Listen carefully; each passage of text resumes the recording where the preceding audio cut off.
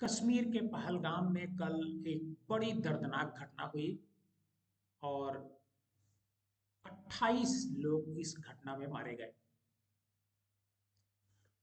25 हिंदू और 3 मुसलमान, इनमें 2 कश्मीरी मुसलमान थे। आज घटना के बाद पहलगाम के साथ साथ श्रीनगर में जो लोकल लोग हैं, वो जो हमारा फ्रंट लाइन मीडिया है उसका खूब विरोध कर रहे हैं। एबीपी को एक न्यूज एंकर को बहुत ज्यादा उन्होंने गोदी मीडिया कह करके उनके खिलाफ नारे लगाए।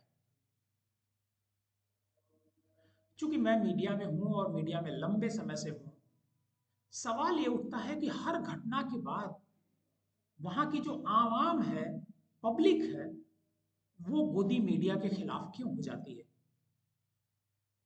गोदी मीडिया मीडिया को क्यों कहने लगती है? आखिर क्या वजह है?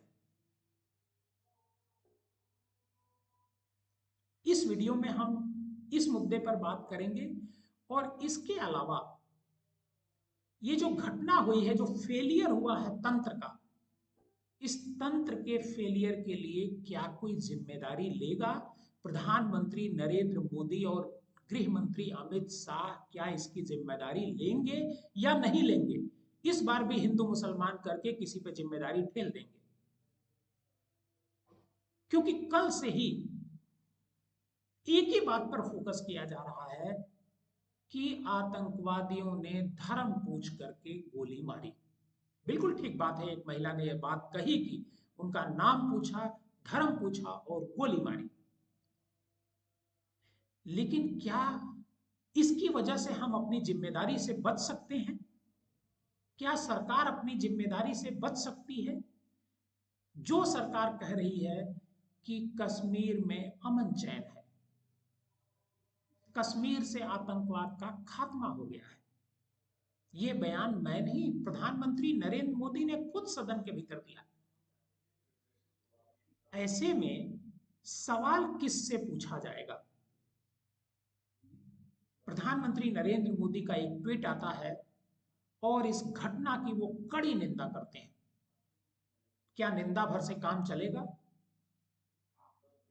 क्या सरकार को ये फेलियर की जिम्मेदारी नहीं लेनी चाहिए? बताया जा रहा है कि कश्मीर में इस समय 7 लाख से ज्यादा फोर्स तैनात है। मतलब 7 लाख जवान वहां पर हैं। वो जवान क्या कर रहे थे? जहां ये घटना हुई, जहां पर पर्यटक बड़ी संख्या में घूम रहे थे, घुड़सवारी कर रहे थे, वहां पर फोर्स क्यों नहीं थी?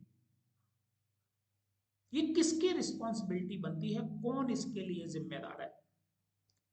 गोदी मीडिया क्यों कहा जा रहा है उसको? सिर्फ इसलिए कहा जा रहा है कि वह इन मुद्दों को नहीं उठा रहा है। वह ये बात नहीं कर रहा है कि आखिर इस घटना के लिए देश का तंत्र क्यों जिम्मेदार नहीं है। कहा जाता है कि मोदी जी ही कहते हैं कि देश सुरक्षित हाथों में है। क्या देश जिस सुरक्षित हाथों में है, उस जगह पर 28 जान चली जा रही है और देश सुरक्षित हाथ में है? कोई माने या ना माने, मैं तो नहीं मानूंगा कि सुरक्षित हाथ में है।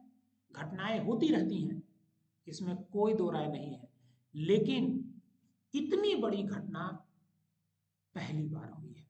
पर्यटकों को पहली बार निशाना बनाया गया है। इससे पहले पर्यटकों को निशाना बनाए जाने की कोई घटना नहीं हुई।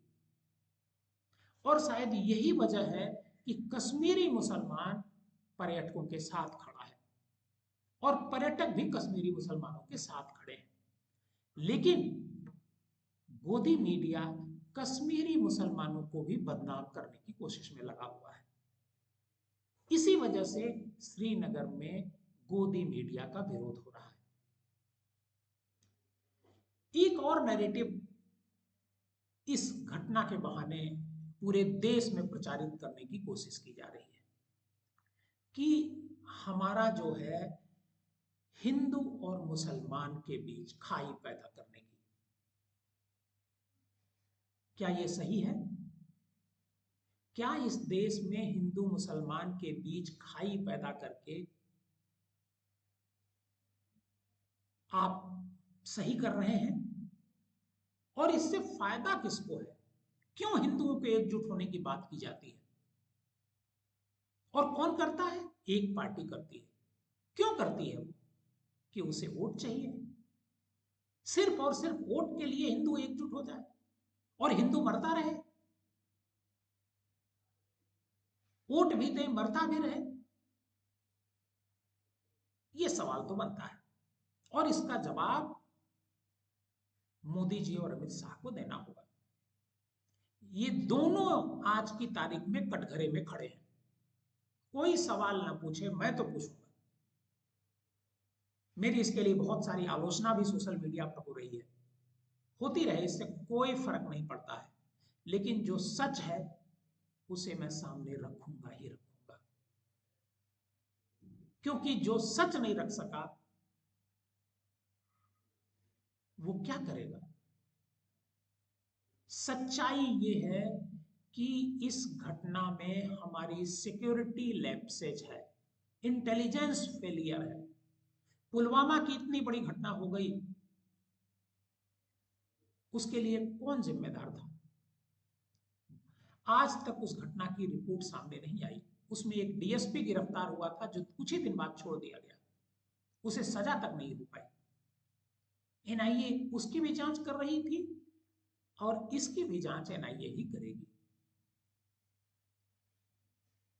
एनआईए पुलवामा घटना में कौन लोग थे शामिल, ये क्यों सामने नहीं लेकर के आई? क्या इस घटना की असलियत सामने आ जाएगी? जो 4 आतंकवादी हैं जिनके इस फोटो जारी किया है, वहां की सुरक्षा पुलिस ने, उनको कब पकड़ा जाएगा? उनको कब इस तरीके से मौत के घाट उतारा जाएगा? यह भी एक बड़ा सवाल है। और सबसे बड़ा सवाल यह है कि इस घटना की योजना जब बनी थी तो हमारी जो इंटर इंटरपोल है या जो इंटेलिजेंस एजेंसियां हैं, आईबी है, रॉ है, लोकल इंटेलिजेंस कश्मीर है, वो लोग क्या कर रहे थे? क्या उनको तनिक भी भनक नहीं लगने पाई? एक बार विचार कीजिएगा।